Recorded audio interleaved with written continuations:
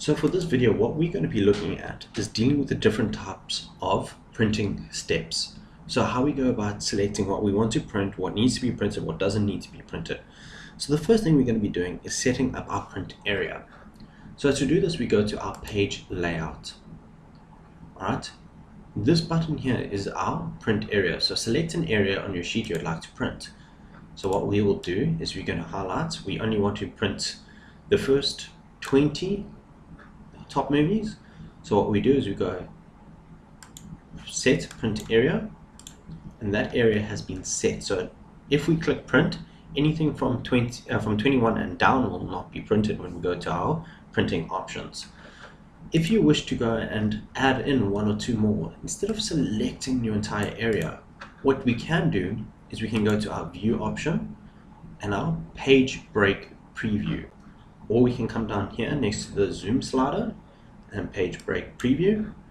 There we go. As you can see now, it is showing anything that is clear like this is going to be printed. Anything within the gray area will not.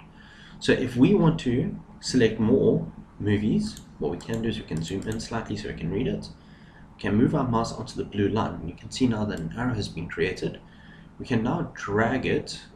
The green line is representing where the print area will stop. So let's go down to the first 30 movies. We let go. There we go. That is now our print area. Okay. So that is how you go about setting your print area. So now let us go into our printing options. So we go File, Print.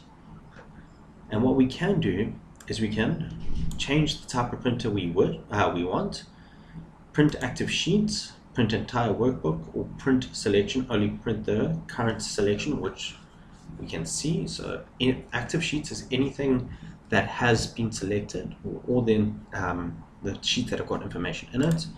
We can change it to single-sided, both sides, collate, our print option, landscape or portrait, the size, the margins, and the scaling. So if this was taking up 3 pages, we can set the scaling so it fits onto 1 page when it prints. So that is how you go about setting up to print pages or sheets in Microsoft Excel.